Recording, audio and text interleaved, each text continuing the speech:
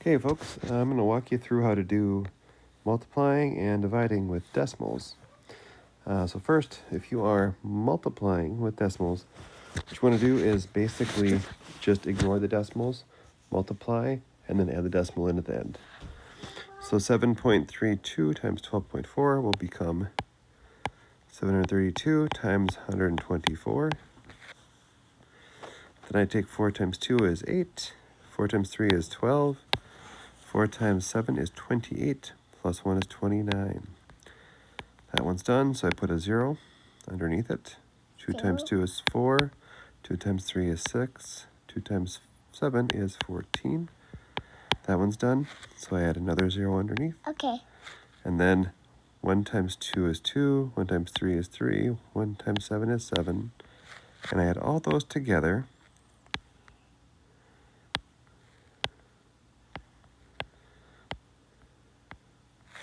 And I get 90768. So then, like I was saying, you go back and look at, you have 1, 2, 3 decimal places in the problem. So you should have 1, 2, 3 decimal places in the answer. And the answer will be 90.768.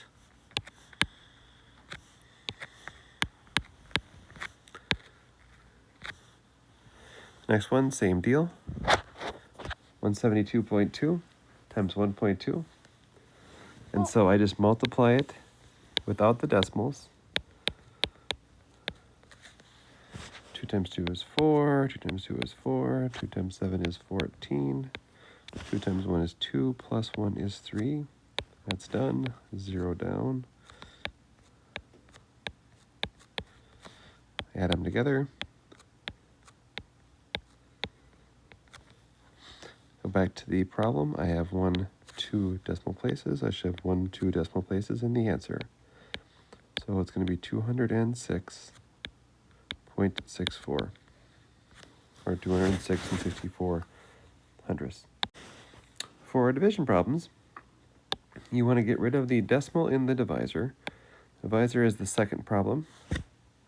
So what you want to do is, it's probably easier just to write this as a fraction, because a fraction is really just the division problem. And again, I want to get rid of the decimal in my divisor. So what I'm going to do is take the top and the bottom times 10, which will give me 803.2 over 32. And then I would just divide like normal. So I put 32 on the outside, 803.2. And then it's probably not even a bad idea just to go ahead and push your decimal up right away.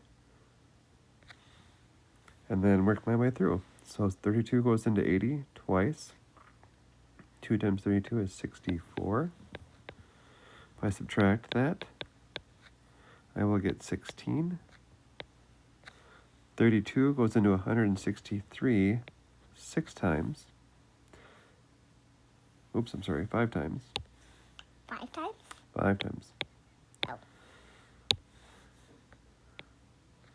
Which gives me 160. I have a 3, bring down the 2. 32 goes in 32 once. And so my answer is 25.1. All right, just one more to go. Okay. So I'm going to take 279. Again, write it as a fraction.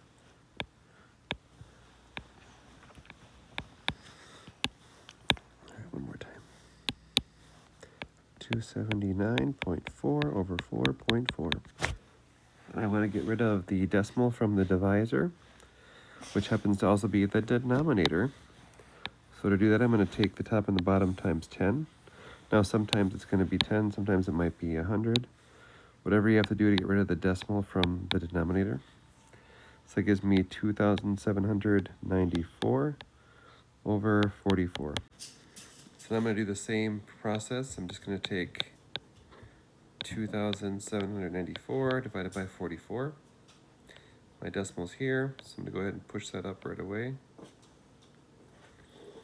All right, 44 does not go into 2 or 27, but it goes into 279 6 times. 6 times 4 is 24. 6 times 4 is again 24, plus 2 is 26. I subtract, I get 15. Bring down the 4.